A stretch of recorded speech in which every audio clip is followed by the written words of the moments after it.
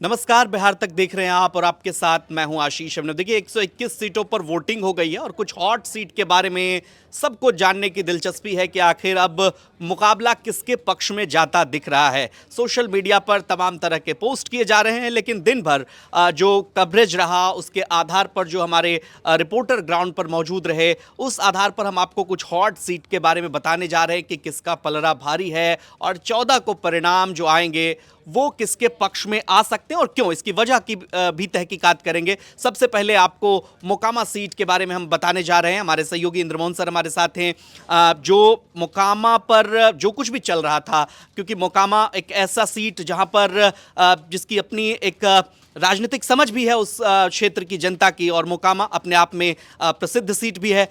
इस बार और ज़्यादा हॉट इसलिए भी बन गया कि जिस तरह से वहाँ पर घटना घटी, दुलारचंद यादव की हत्या हो गई, हॉट सीट बन गई। और वहाँ से क्या त्रिकोणीय मुकाबला है या वहाँ पर क्या होने वाला ये समझेंगे। मोकामा सीट पर जिस तरह से मतदान हुआ, शांतिपूर्ण मतदान, अब सबकी दिलचस्पी कि सूरजभान या अनंत सिंह में बड़ा बाहुबली कौन। देखिए, अब मोकामा पे सबकी नज़र ज़रूर थी, लेकिन मोकामा से कहें तो वहाँ प्रशासन ने काफ़ी सख्ती दिखाई। मतलब आपको उन्हें भी धन्यवाद देना होगा कि चुनाव आयोग ने उस सीट पर काफ़ी नज़र बना के रखी और चुनाव बड़े शांतिपूर्ण तरीके से वहाँ हुआ भी, और वोटिंग प्रतिशत भी जिस तरीके से निकल कर आया, तो ये माना जाए कि बहुत अच्छा वहाँ वोट पड़ा। अगर आप इसको देखें कि मोकामा में जो अनंत सिंह और सूरजभान सिंह की लड़ाई थी, ये चुनावी लड़ाई इनकी बहुत पुरानी रही है। चुनावी अदावत कोई आज की तो थी नहीं, लेकिन इसमें चूंकि दुलारचंद यादव की हत्या हुई तो उसके बाद वहाँ बहुत कुछ बदलने लगा, सारे समीकरण बदले, क्योंकि दुलारचंद यादव समर्थन दे रहे थे पीयूष प्रियदर्शी के, जो जन सुराज के उम्मीदवार थे।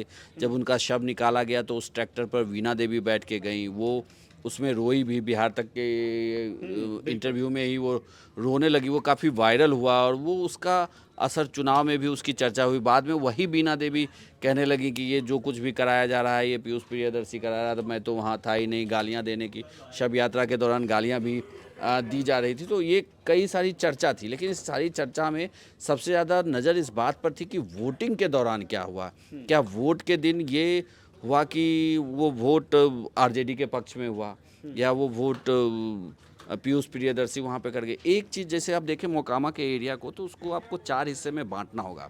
एक तो मोकामा का शहर है, मतलब जो मोकामा है उस पर किसका होल्ड है। तो मोकामा शहर में 4 टोले हैं। 4 टोले में 2-2 टोलों पर, 2 टोलों पर अनंत सिंह का मोटा मोटी प्रभाव है, और 2 टोलों पर प्रभाव है सूरजभान सिंह का, जिनकी पत्नी वीणा देवी आरजेडी से उम्मीदवार है। और उसके बाद आप देखिए टाल के क्षेत्र को भी 2 हिस्सों में आपको समझना होगा कि टाल में एक है पंडारक का टाल, तो गंगा के इस तरफ का टाल, और एक रोड के उस तरफ का टाल जो घोसवरी का टाल है, जिधर दुलारचंद यादव की रहते थे, जो पुर गांव था और जिधर उनकी मौत हुई तो इन दोनों टाल में ये जो दोनों टाल है, जो मोकामा के इधर का टाल था, इस टाल पर सूरजभान सिंह की पकड़ का ये टाल था, और जो घुसबरी वाला टाल था वो टाल अनंत सिंह की पकड़ का टाल था।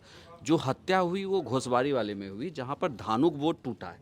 तो धानुक वोट किसके पक्ष में गया? सोशल मीडिया पे तो लोग लिख रहे हैं कि पीयूष प्रियदर्शी जो है उन्होंने एक बड़ा डेंट कर दिया, और वहाँ जो भी अब तक का, चूंकि अनंत सिंह का एक छत्रपराज रहा और ये कहा गया कि जब भी नीतीश के साथ रहे तब भी और नहीं भी रहे तब भी धानुक समाज का वोट अनंत सिंह को मिला।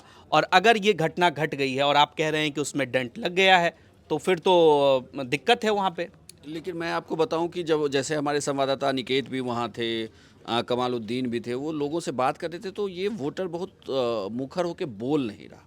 अगर देखिए, अगर डर है, क्योंकि सामने 2 बाहुबली, अगर डर है और ये मतदान डर में हुआ है, तो शायद रिपीट हो जाने का सीट रिपीट होने के चांसेस बहुत ज़्यादा है। अगर डर नहीं है और बिल्कुल एंटी में वोट हुआ है, जैसा कहा जा रहा है कि वोटर टूटा है, अगर टूटे हैं तो ज़रूर अनंत सिंह को डेंट हो रहा है। लेकिन कुल मिलाकर देखा जाए तो मोकामा शहर में अच्छी वोटिंग हुई। आखिर में ये भी कहा गया कि जो जेडीयू और बीजेपी के अंदर खाने काफ़ी नाराज़गी थी, जिस तरीके से नीरज कुमार बयान दे रहे थे, तो उसके बाद आखिर में या इन लोगों को मैनेज किया, ललन सिंह इनको मैनेज किया गया है।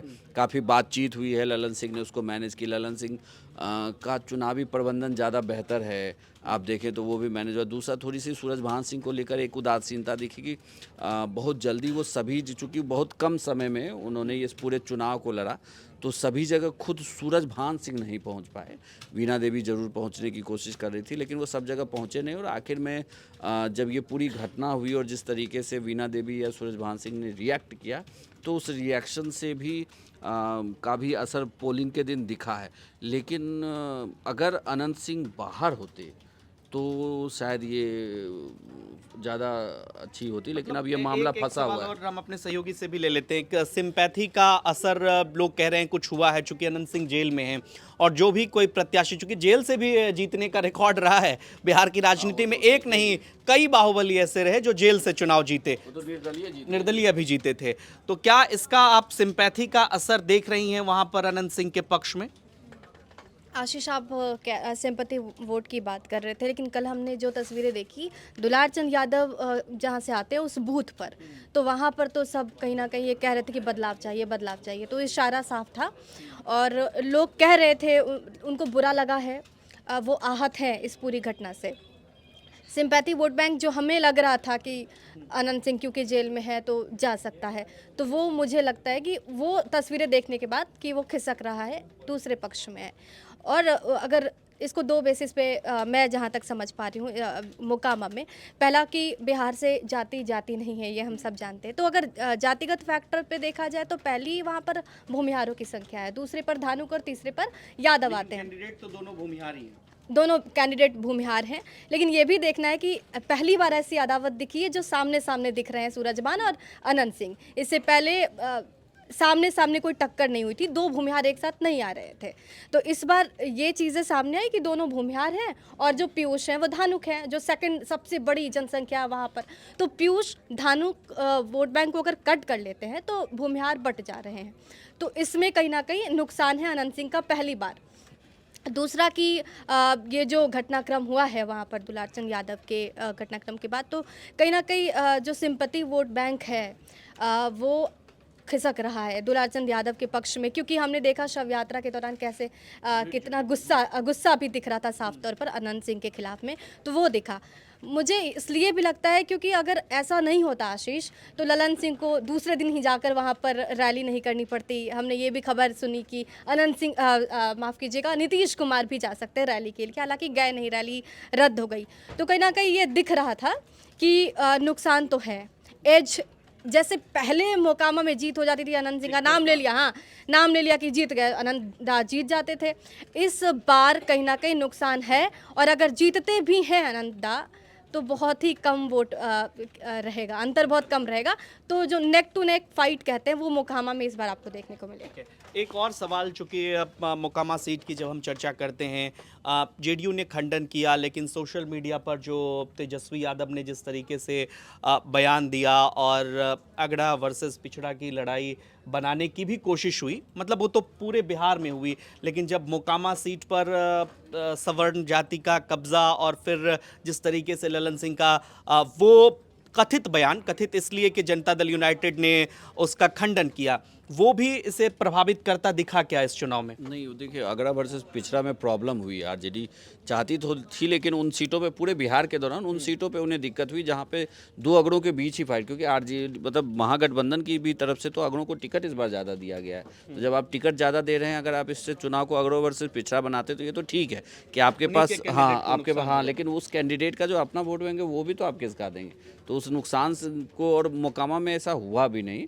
हाँ, जिसको जो पीयूष प्रियदर्शी के वोटर थे जो उनके साथ लगातार लगे हुए थे, जो जनसुराज के वोटर थे, क्योंकि पीयूष प्रियदर्शी भी उस क्षेत्र में आरजेडी के लिए कैंपेन कर रहे थे ना, वो आरजेडी का वोट लेना चाहते थे। ऐसे में जो उनके पास वोट आया है वो आरजेडी वाला ही वो काटना चाहते थे और मेहनत उसी की थी। अगर वो अलग अलग चुनाव लड़ते और ये चुनाव ऐसे होता तो इसमें वो अनंत सिंह को जिता रहे होते चुनाव, लेकिन अब वो हरा देंगे। दे दीजिए कि चलिए, अगर जनसुराज के कैंडिडेट कई जगहों पर लोग लिख रहे हैं और अभी 121 सीटों पर ही वोटिंग हुई है, अगर काट रहे हैं पीयूष प्रियदर्शी वोट, तो किसका वोट सबसे ज्यादा काट रहे हैं? नहीं, वो काट रहे हैं, वो अलग अलग सीट पे जनसुराज का अलग अलग इम्पैक्ट। पीयूष प्रियदर्शी की अगर बात करें तो वो अनंत सिंह का वोट काट ले रहे हैं। तो देखते हैं क्या परिणाम आते हैं 14 तारीख को, क्योंकि इस सीट की चर्चा इसलिए भी सबसे ज़्यादा क्योंकि एक हत्या हो जाती है और हत्या के बाद ये चुनाव और दो बाहुबलियों की लड़ाई। आपको क्या लगता है कमेंट सेक्शन में ज़रूर बताइए, और बिहार की तमाम खबरों के लिए आप देखते रहिए बिहार तक। नमस्कार।